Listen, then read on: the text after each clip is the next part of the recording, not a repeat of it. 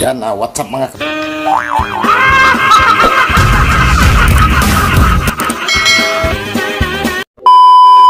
kabay, welcome back to my channel. Dito mga kabay, kakatapos ko lang kasi mag-grafting. Naisip ko ay share ko rin sa inyo kung paano ako magpapabuhay ng mga halaman. Yan, sana matuwa kayo sa video natin. Yan, huwag niyong kalimutan na paki-like, paki-share. Ito yung mga graph ko kanina. Yan siya. Yun. Bougainvillea mga kabay. Tapos, siyempre, ito. Nagrapan din natin. Ito mga kabay, bali, ano na siya? Isa, dalawa, tatlo. Bali, 8 kulay na yan mga kabay ang naikabit natin dyan. Yan, maliit lang siya. Yan o. Yan lang yung kanyang paso. Tapos kanina, nagbonsai din tayo. Ito, hindi ko na kinunan ng video to. Yan, kasi unang pagbubonsai ko na,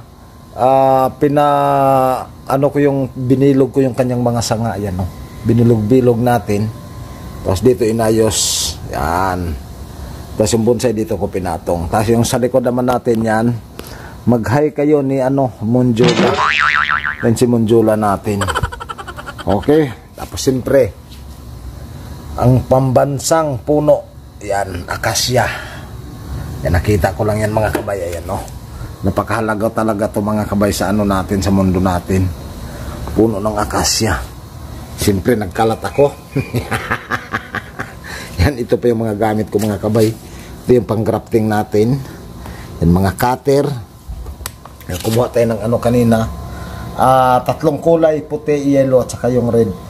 Tapos dito, yung pinag-anuhan ko nito mga kabay, pinagkatan ko nito. Nanghihinayang din ako mga kabay, siyempre.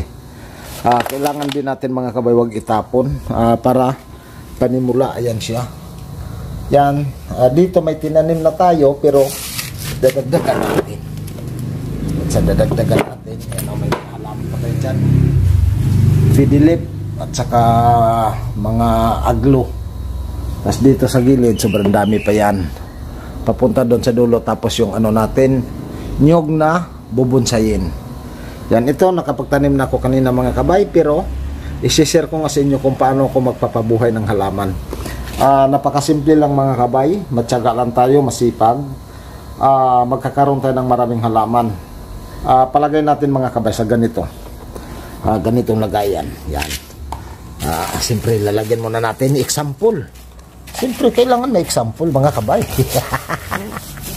Yun. Ganyang halaman. Yun. Pag mataniman natin yan mga kabay, yung ganyan katulad yan. Pag mabuhay mga kabay, nabibinta nyo ba ng 5 piso yan? Hindi. 10, hindi rin.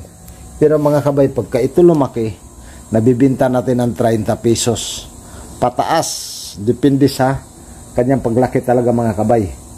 Yan, ganun ang pagtsatsaga sa mga pagtatanim ng halaman. Kailangan mong dumihan yung kamay, tulad nito, para makapanimula. Yan, ko na siya dito. Yan, ito naman mga kabay, mga paraan na to. Magpapabuhay tayo. Yan siya, tusok lang natin. Basta may lupa yan mga kabay, yung halaman mabubuhay yan.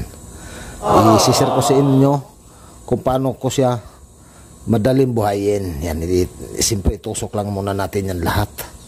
Lahat ng nabakante dyan, itusok lang natin. Yun. Ganyan lang sa mga kabay. Mga kabay, napaka-simple na mga paraan. Yan, sana masayang ka sa mga video natin. Mga simpleng video, paano tayo magpapabuhay ng mga halaman. Yan, tusok-tusok lang natin talaga. Wala naman tayong ibang gagawin dyan. Siyempre, ganyan sobrang dami yan mga kabay. Pagka naitusok nyo na, kailangan yung diligan. Kasi ito mga kabay, isang beses na tayo magdidilig. Hindi na tayo magdidilig ulit. Ayan, didiligan na natin. Basahin natin ng husto. Papaliguan natin silang lahat mga kabay. Yun. Okay. Yan na siya. Nabasa na siya ng husto. Yan, pwede na yan. Yun. Siyempre, kailangan kong ilipat yung kamera dun. Cellphone para makapag-video tayo ng husto. Okay na yan mga kabay. Siyempre, maglalagay tayo ng stick. Isang piraso sa gitna. Isang piraso. Lalagyan natin ng stick yan. Yun, okay na yan. Puputulan natin ng cutter.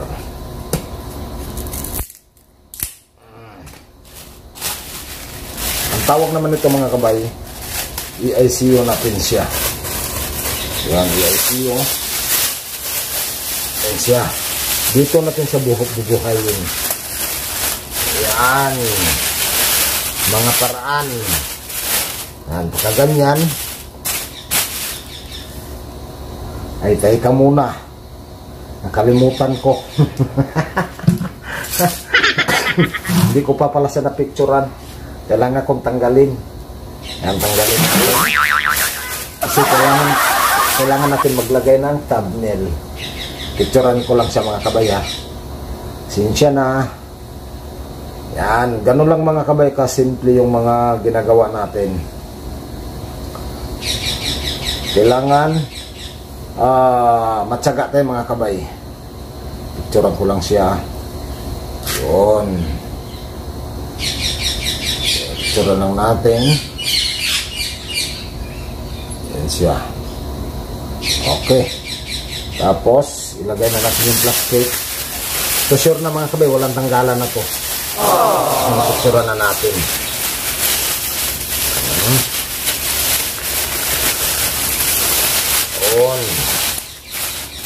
Kaya naglagay ka ng stick mga kabay para hindi lalapat yung mga ano. Tulad yan oh. Yan. Hindi sa lalapat. Yan siya. Okay. Siyempre, talian na natin yan. Dito, dami natin kala talaga sobra. Wala ko ng ano, screw.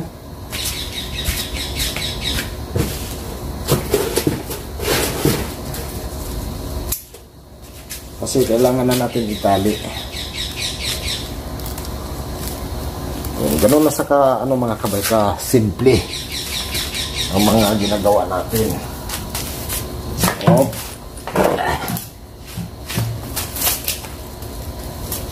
Mga paraan ko mga kabay paano ko magpapabuhay ng mga iba't ibang klaseng halaman.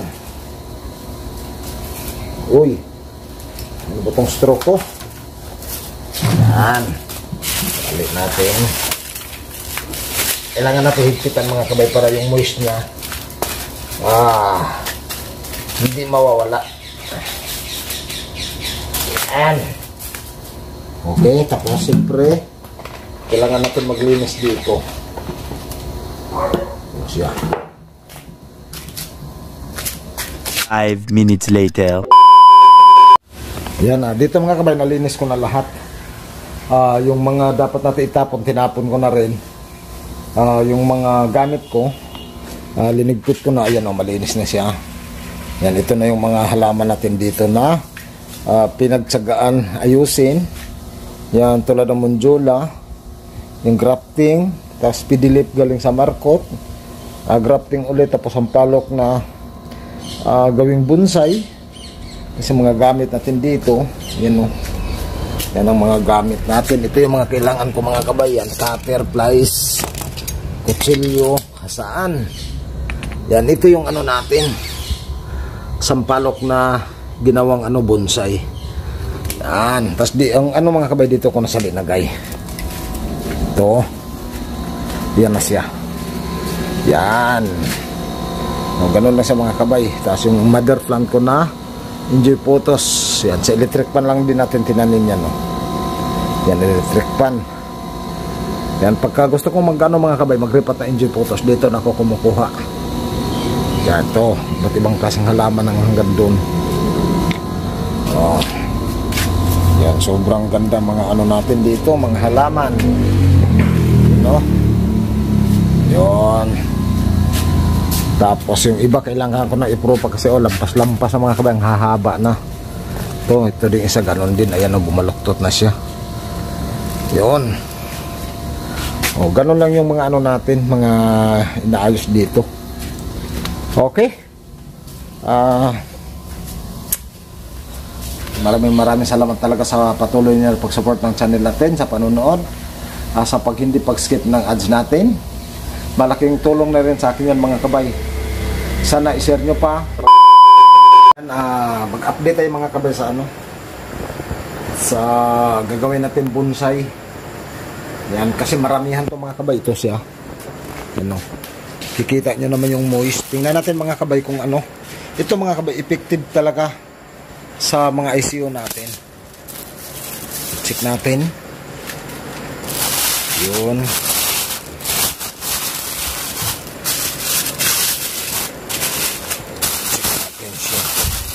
Yun. Buhay na buhay sa lahat mga kabay. Yan Yun. Ang daming na ang daming nang ugat. Yan siya. Yan. Ano pa lang to mga kabay? 9 days. Yan ang dami ng mga ugat na lumabas. Ayan Yan, 9 days. Buhay na siya lahat. Yan, ganun lang sa mga kabay kapag gusto natin mag ng mga bonsai, madali lang siya mga kabay, basta i-ICU, gamitin lang natin yung plastic. Yan, napaka simple na paraan. Yan, kahit sino pwede matuto. Ayan baliti kasi sa mga kabay, nagtaka kayo bakit may mga ugat yan. Ito, may gagawin din tayo dyan mga kabay para ito mananatiling buhay yung mga ugat na yan. Yan, abangan nyo na lang yung natin, ibang video. Ito, ano ba to? Wala pala yan. Yan siya buhay na buhay lahat. Yun. Buhay na buhay siya mga kabay Yan. Kita nyo yung ugat. Talagang siya, yan Yan, yung ugat. Ito, mayroon din. Umabot na dun sa lupa. Okay, yun lang yung natin mga kabay.